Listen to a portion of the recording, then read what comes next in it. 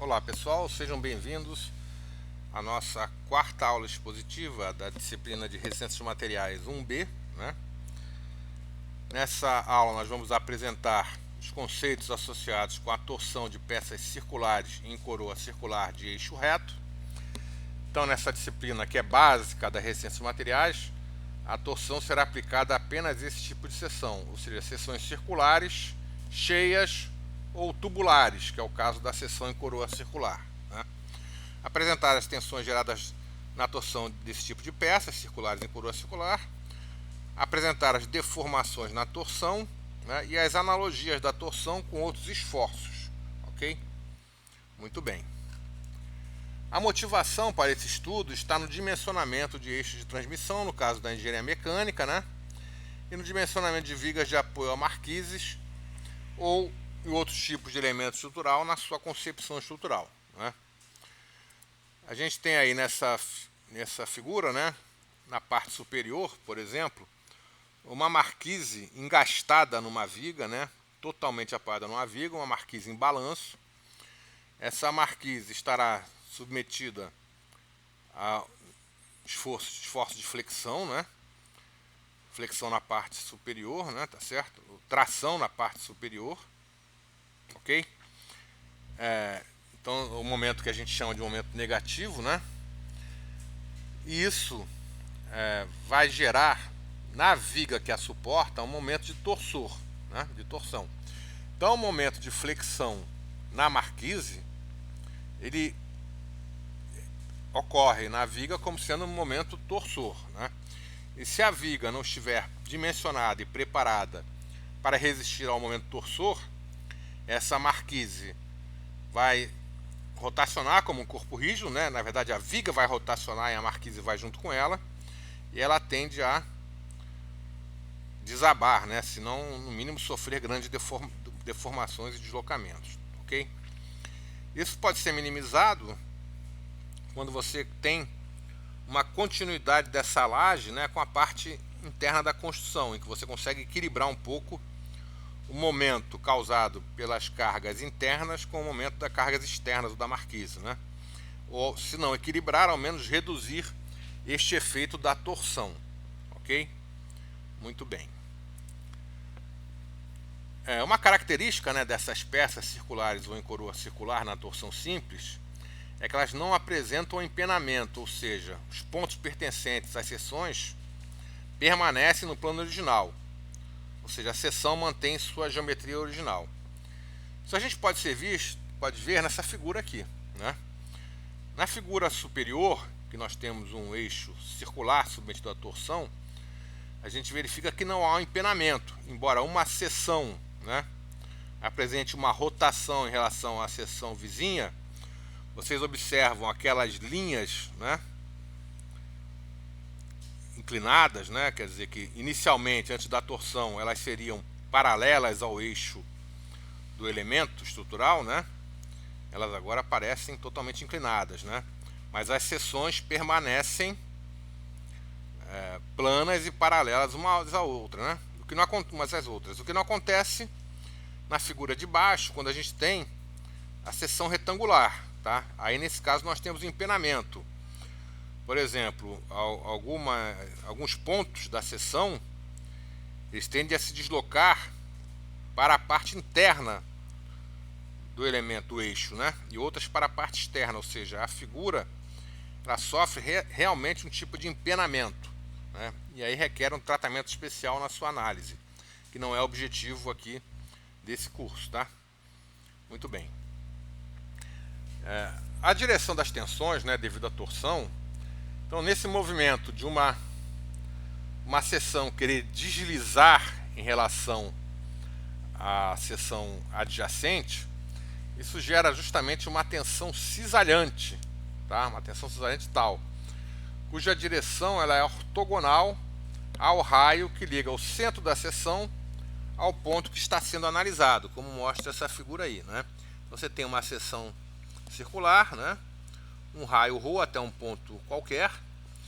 Você tem uma tensão cisalhante tal, ortogonal a esse raio, Se a gente considerar que o eixo da peça é x, né, e na seção nós temos os eixos y e z, essa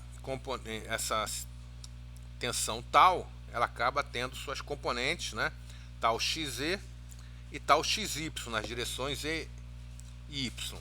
Mas ela, a resultante dela, é sempre ortogonal ao raio que liga esse ponto ao centro da seção, ok? Muito bem. Analisando, né, um trecho de comprimento dx entre essas duas seções, a gente tem ali duas linhas inicialmente paralelas, A, B e C, D, né? E se a gente colocasse um observador parado na seção da esquerda, observando o que acontece na da direita, né? Então a seção da direita sofreria uma rotação de θ em relação à seção da esquerda, né? Uma rotação elementar de θ. O ponto B passaria para o ponto B', num arco de círculo, né? A mesma coisa, o ponto D passaria para o ponto D', né? Então esse arco, seja em B', B' ou D', é um arco único, que pode ser também aproximado, né, no arco de círculo, por aquele ângulo γ vezes o comprimento dx, né? Então, como o arco é único, a gente pode igualar o γ dx, onde o γ é chamado ângulo de distorção, que é a variação do ângulo inicialmente reto entre duas direções, né? Tá? O γ dx sendo igual a ρ dθ, ou o γ sendo igual a ρ dθ dx. E a gente sabe lá da lei de Hooke, né, que a tensão cisalhante ela é igual a G, que é o módulo da elasticidade transversal do material, vezes γ. Ou nesse caso, tal será igual a G vezes ρ dθ sobre dx. Ok? Muito bem. E nós temos que o momento torsor resultante ele será o somatório dos momentos torsores elementares atuantes na seção, né? Então, a gente tem que fazer o somatório, né, ou a integral de todos os momentos torsores elementares, tá certo? E como é que a gente faz isso? Cada tensão tal em cada ponto, né? Se a gente considerar uma área infinitesimal dA em torno desse ponto, a força elementar será igual a tal vezes dA, tá certo? E o momento em relação ao centro da seção será igual a tal vezes dA vezes ρ, ou igual a tal vezes ρ dA. Então T, o momento torsor resultante, será igual a integral ao longo da área de tal vezes ρ dA. Se substituirmos tal pelaquela expressão anterior, né, de G vezes ρ dθ dx, lembrando que nem o G, o módulo da elasticidade transversal, nem dθ dx depende da área, tá certo? A gente pode botar para fora do sinal da integral. E na integral sobra apenas a integral ao longo da área de ρ ao quadrado dA. Mas sabe-se lá da geometria das massas, né, mecânica 1, que essa integral de ρ ao quadrado dA é, na verdade, o momento de inércia polar dessa seção, ok? Então a gente tem que no final o T é igual a G dθ dx vezes J, né? Ok? Então temos que o T é igual a G dθ dx vezes J. Então, igualando o valor de T, o momento torsor resultante, com a primeira expressão que está embaixo, G dθ dx vezes J. Mas, olhando lá para cima, né, eu posso dizer que o G dθ sobre dx vezes J seria igual a tal vezes J sobre ρ. Ou seja, ó, o momento torsor T é igual a tal vezes J sobre ρ. Ou invertendo a posição dos elementos, né, na equação, eu posso dizer que o tal é igual a T vezes ρ sobre J. Ou seja, a tensão cisalhante em qualquer ponto da seção será igual ao momento torsor T vezes a distância radial ρ dividido pelo momento de inércia polar J. A gente pode verificar que tem uma semelhança, né, das tensões, da fórmula, né, das tensões geradas no momento torsor com aquelas geradas pelo momento fletor. Só que agora nós temos uma tensão cisalhante tal. no momento fletor nós tínhamos uma tensão normal sigma. Agora nós temos um momento torsor T. Antes nós tínhamos um momento fletor M. Agora nós temos uma distância radial ρ. Antes nós tínhamos uma distância vertical, né, ou horizontal, dependendo do eixo que eu estivesse tomando e qual fosse o momento fletor. Mas uma distância y, uma distância tomada de forma ortogonal a um dos eixos, né?